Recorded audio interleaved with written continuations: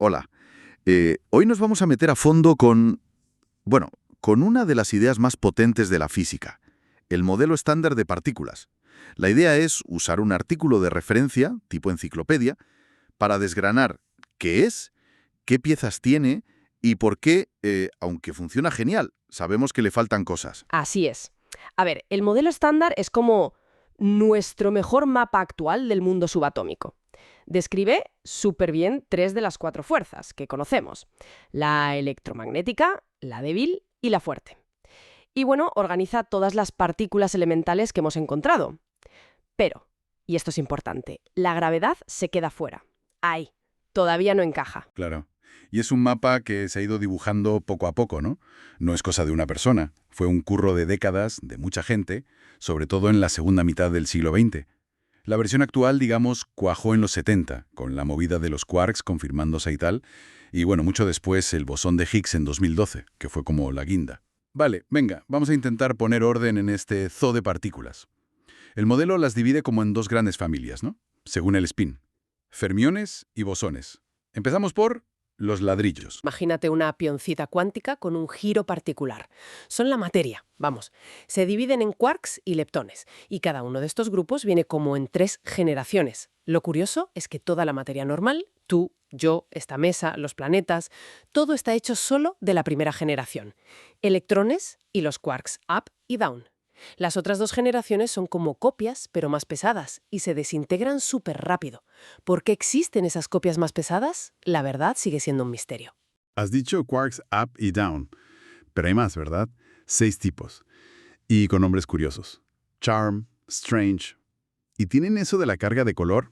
¿Eso qué es? Como la carga eléctrica, pero de colores. G. Sí, algo así, pero un poco más lioso. Son 6 sabores de quarks: up, down, charm, strange, top y bottom. Y la carga de color, que no tiene nada que ver con colores que vemos, es lo que siente la fuerza nuclear fuerte. Vienen 3 tipos, que llamamos rojo, verde y azul, por convenio, y sus anticolores.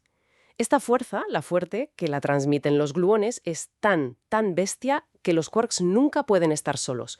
Siempre van en grupitos neutros de color, como los protones, que son 2 up y un down, o los neutrones, un up y los down. Van siempre pegados. Entendido. Los quarks van confinados. ¿Y los otros fermiones, los leptones? ¿Qué pasa con ellos? Los leptones son la otra familia de materia. Ahí están el electrón de toda la vida y sus primos más pesados, el muón y el tau. Y cada uno tiene su neutrino asociado: neutrino electrónico, muónico y tauónico. Estos no tienen carga de color, así que la fuerza fuerte pues pasa de ellos. Los neutrinos son los más fantasmales. Casi no interactúan con nada. Flipante.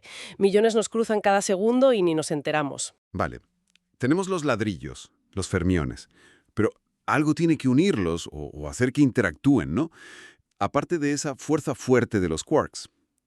Ahí entran los otros, los mensajeros, los bosones. Exacto. Los bosones tienen spin entero y son los portadores de las fuerzas. Los llamamos bosones de Gauge, técnicamente. Está el fotón, sin masa, que lleva la fuerza electromagnética, la luz, la electricidad, todo eso.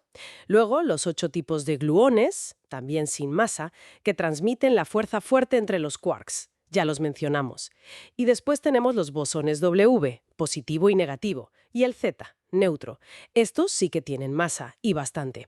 Son responsables de la interacción débil, que es clave para algunas desintegraciones radioactivas, como la beta.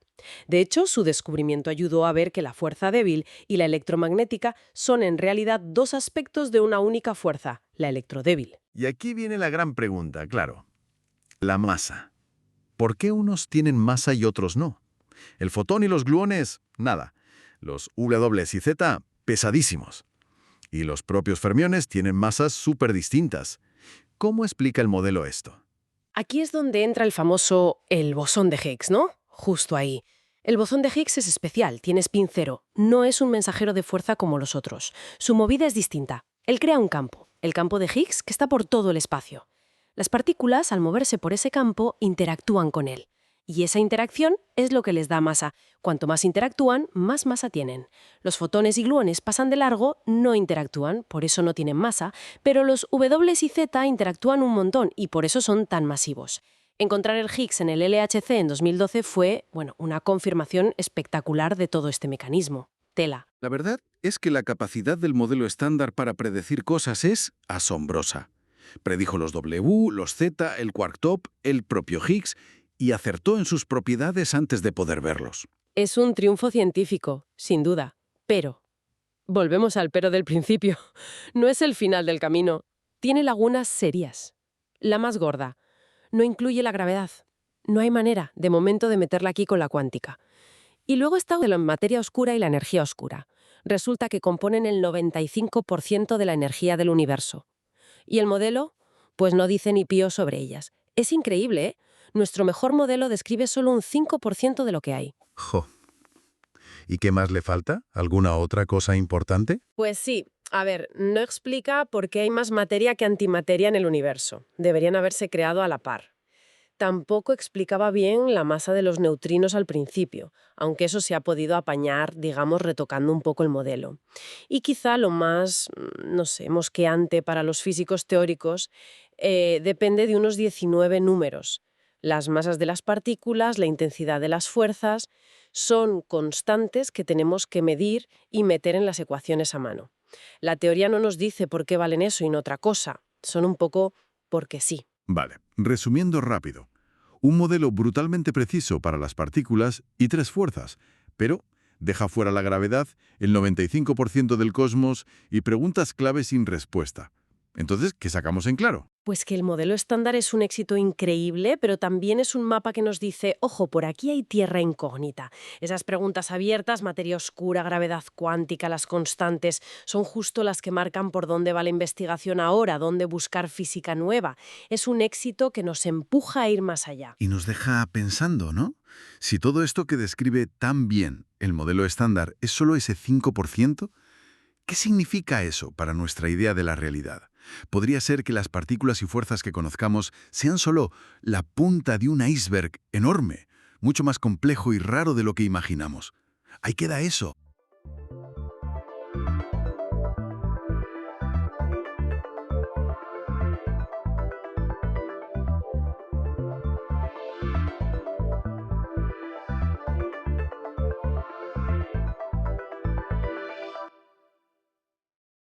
Bienvenida o bienvenido a esta exploración detallada. Hoy nos metemos con los esteroides anabolizantes, los EAA. Son fármacos con, bueno, una doble cara, ¿no? Por un lado, herramientas médicas útiles y por otro, pues sustancias bastante controvertidas usadas para mejorar el rendimiento o cada vez más la apariencia. Exacto. Nuestras fuentes hoy son extractos de Wikipedia sobre este tema. Queremos ver qué son exactamente, para qué se usan, de forma legítima y también ilegítima, y sobre todo quién los consume fuera de la consulta médica, que ahí hay sorpresas. Y claro, los riesgos que tienen. Precisamente. Son derivados sintéticos de la testosterona, la hormona masculina principal. Actúan sobre lo que llamamos el receptor androgénico. Y aunque sí tienen usos médicos aprobados, el consumo fuera de ese control es, bueno, es amplio y, como veremos, no es ninguna broma. Empecemos por lo médico, si te parece. Venga, pues históricamente se han llegado a usar para cosas serias, ¿verdad? Estimular la médula ósea, por ejemplo. Sí, o tratar problemas de crecimiento o combatir el desgaste físico en enfermedades graves como cáncer o sida. También como terapia de reemplazo hormonal para hombres con testosterona baja o en la terapia para hombres trans. Cierto. Y también en otros casos como ayudar a recuperar tras quemaduras graves. La oxandrolona es bastante conocida para eso. O para contrarrestar el efecto catabólico, el desgaste muscular de otros fármacos como los corticoides. Aunque, bueno, hay que decir que hoy día para muchas de estas cosas se usan otras terapias, precisamente por los efectos secundarios de los EAA. Claro. Y ahora, el uso no médico. Aquí es donde las fuentes que manejamos dan un dato que choca un poco. La imagen típica es la del atleta de élite, ¿no? Pero resulta que la gran mayoría de quienes lo usan no compiten. Efectivamente. Hablamos de, según estimaciones en EUU, Entre 1 y 3 millones de personas, principalmente hombres, la edad media pues sobre los 25 años, y el perfil suele ser el de culturistas no competitivos o simplemente gente que los usa por motivos estéticos. O sea, para verse mejor, no para ganar medallas. Eso es. Los estudios indican que más del 70% no compite. Buscan mejorar su apariencia. Y es curioso, suelen investigar sobre lo que toman, sí, pero a la vez desconfían bastante de los médicos y de lo que sale en los medios. ¿Y de dónde sacan la información, entonces? Pues de amigos, de foros en internet, revistas de fitness, fuentes que, bueno, no siempre son las más fiables, claro. Entiendo.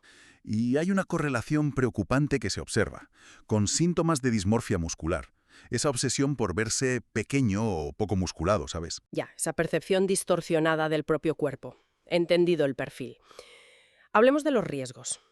Son muchos, ¿verdad? Y dependen de la dosis, el tiempo. Sin duda. Y son serios, muy serios. A ver, a nivel cardiovascular, pueden fastidiar el colesterol. Suben el malo, el LDL, y bajan el bueno, el HDL. Mal asunto. Malísimo. Pueden causar hipertensión, dañar la estructura del corazón, provocar hipertrofia ventricular. Y eso aumenta el riesgo de infartos, de ictus. Y el hígado, sobre todo con los orales, has dicho. Sí, los 17 alfa alquilados. Están modificados para que el hígado no los destruya tan rápido al tomarlos, pero eso mismo los hacen más tóxicos para el hígado. Pueden causar desde daño hepático hasta tumores. O sea que afectan a sistemas clave. Corazón, hígado. Exacto. Y no acaba ahí. A nivel hormonal. En hombres, la ginecomastia, o sea, desarrollo de mamas. También atrofia testicular, infertilidad, aunque esto último suele ser reversible si se dejan. ¿Y en mujeres? Pues masculinización, voz más grave, vello facial, alteraciones del ciclo, y algunos de estos cambios pueden ser permanentes, irreversibles. Buf. Y en niños y adolescentes, un peligro crítico. Pueden cerrar antes de tiempo los cartílagos de crecimiento de los huesos. Vamos, que detienen el crecimiento. Terrible. Y nos falta la parte neuropsiquiátrica. También, cambios de humor, mucha irritabilidad, a veces agresividad, lo que llaman roid rage, aunque la ciencia ahí es compleja para establecer una causa-efecto directa y simple. Pero también dependencia psicológica, síndrome de abstinencia al dejarlos. Y ojo, que la Agencia Internacional para la Investigación del Cáncer los meten en el grupo 2A, probablemente carcinogénicos para humanos. Vaya cuadro. Sí. Básicamente lo que hacen es potenciar la síntesis de proteínas, construir músculo y reducir el tiempo de recuperación, en parte porque bloquean el cortisol, que es una hormona que destruye músculo. ¿Y lo de separar los efectos buenos de los malos? Pues ese ha sido el gran reto siempre, separar lo anabólico, construir músculo, de lo androgénico, los rasgos masculinos. Es muy difícil porque en el fondo ambos efectos dependen de activar el mismo receptor, el androgénico. Las diferencias entre un EEA y otro vienen un poco de cómo se metabolizan en cada tejido, si alguna enzima los activa más o menos allí, pero la separación total de efectos es, digamos, casi imposible. Queda claro, entonces. Son herramientas médicas con su sitio, pero fuera de prescripción y con un uso mucho más extendido de lo que parece, y por razones estéticas, pues conllevan una carga de riesgos muy, muy seria, para el cuerpo y para la mente. Esa es la clave, sí, esa dualidad. Y la dificultad de separar lo que se busca de lo que no se quiere, porque el mecanismo de acción es compartido. Y esto nos lleva a una última reflexión, quizá. Si es tan difícil separar beneficios y riesgos, y vemos que su uso no médico está tan ligado a querer cumplir ciertos ideales estéticos, ¿qué nos dice todo esto sobre la presión social que existe hoy en día con la imagen corporal? Sobre todo, quizá, la masculina. Una pregunta que ya se sale un poco de la pura farmacología, ¿no?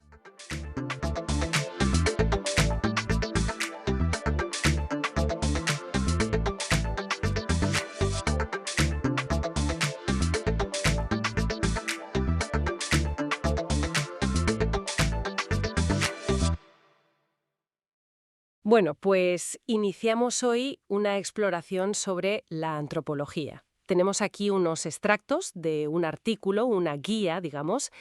La idea es desentrañar qué es exactamente esta disciplina y, bueno, por qué sigue siendo tan relevante hoy. A ver, vamos a meternos en materia. Para empezar, a grandes rasgos, es el estudio científico y humanístico de la humanidad, ¿no? En toda su amplitud. Exacto. Se fija en el comportamiento, la biología, las culturas, las sociedades, el lenguaje, ¿Todo eso? tanto ahora como en el pasado, incluso los humanos arcaicos. Es como un puente, ¿verdad? Entre ciencias naturales y sociales. Justo. Y el nombre, fíjate, viene del griego antropos, humano, y logos, estudio. Aunque la palabra ya se usaba, en el Renacimiento alemán y tal, como disciplina científica moderna arranca en el siglo XIX. Ah, en el 19. Ahí fueron clave los métodos comparativos que empezaban a usarse en anatomía, lingüística, etnología y, claro, la bomba de El origen de las especies de Darwin. Claro, eso tuvo que influir un montón. Totalmente. Y figuras como Paul Broca en Francia o Theodor Waitz en Alemania ayudaron a darle una forma inicial, a definirla como la ciencia de la naturaleza del hombre. Y a partir de ahí creció bastante rápido, ¿no? Sí, sí. A finales del 19, principios del 20, ya estaba, como asentándose en las universidades, con gente importante como Franz Boas o Malinowski. Esos son nombres clave, desde luego. Boas en Estados Unidos, Malinowski en Reino Unido. Y en Norteamérica es donde se habla mucho de ese enfoque de los 4 campos, ¿verdad? Así es. Es una manera, útil de ver su alcance. Tienes la antropología biológica o física. Que mira la evolución, la biología nuestra y de primates. Exacto. Luego, la arqueología, que es como, la llaman la antropología del pasado, ¿no? Estudia la actividad humana a través de los restos. Ajá. Y las otras dos, muy ligadas. La antropología lingüística, centrada en cómo el lenguaje influye en la vida social, la cultura, Y la sociocultural. y la sociocultural, que combina la parte social, patrones de comportamiento, relaciones, y la cultural, el significado, las normas, los valores. Aquí es donde entra fuerte el trabajo de campo, imagino. Fundamental. La antropología sociocultural y también la social, que en Europa, sobre todo en Gran Bretaña, tiene mucho peso, Ya. se basa muchísimo en comparar culturas, sí, pero sobre todo en esa inmersión, ese trabajo de campo largo y la observación participante. O sea, no solo mirar, sino vivirlo un poco desde dentro. Eso es, convivir, participar, para entender de verdad la lógica interna de una sociedad. Es lo que le da esa profundidad. Hablando de entender desde dentro, eso me lleva a un concepto que sale mucho, el relativismo cultural. Uf, sí, importantísimo. La idea de intentar comprender a otras sociedades en sus propios términos, sin juzgar desde fuera, ¿no? Efectivamente, es una herramienta metodológica y yo diría una postura ética clave en la antropología. Implica, poner en pausa tu propio juicio para poder analizar por qué la gente hace lo que hace y qué sentido tiene para ellos. Claro. Y esto se aplica a una variedad de temas enorme. El parentesco, cómo se organiza la familia, la economía, la política, el derecho, la religión, el arte. La salud también, ¿no? La antropología médica. Por supuesto, la antropología médica, el género, es que el abanico es... Inmenso. Sí, sí. Las fuentes mencionan cosas como la antropología forense. que aplica la biología a contextos legales. Ajá. O la antropología visual con el cine etnográfico y la foto. Ajá. O la antropozoología, que estudia nuestra relación con los animales. O cómo conecta la biología y la cultura, la biocultural. Aquí es donde se pone la cosa realmente interesante, creo yo. La amplitud que tiene. Totalmente. Toca desde la antropología del desarrollo, que analiza críticamente esos proyectos internacionales, Y sus impactos reales, sí. hasta la antropología digital o la ciberantropología, que estudia nuestra vida con la tecnología. O sea, está en todas partes. Exacto. Y esa es su gran baza, yo creo. Esa capacidad de conectar cosas que parecen distintas y de ofrecer una mirada integral. Entonces, resumiendo mucho, la antropología nos da como una visión holística, ¿no? Que ve el todo. Sí, holística, comparativa. Comparativa entre culturas y épocas y muy basada en la experiencia directa, en el trabajo de campo. Eso es, para entender qué nos une y qué nos diferencia como humanos. Muy bien. Y quizá como reflexión final, algo en lo que pensar.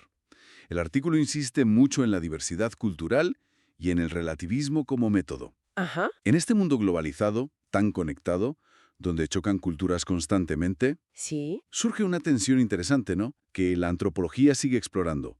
¿Cómo equilibramos ese respeto necesario a las diferencias culturales con la defensa de posibles valores o derechos humanos universales? Uf, esa es la gran pregunta, ¿verdad? Es una pregunta clave, sí. No hay respuestas fáciles, pero creo que la perspectiva antropológica es fundamental para, por lo menos, empezar a pensarla bien.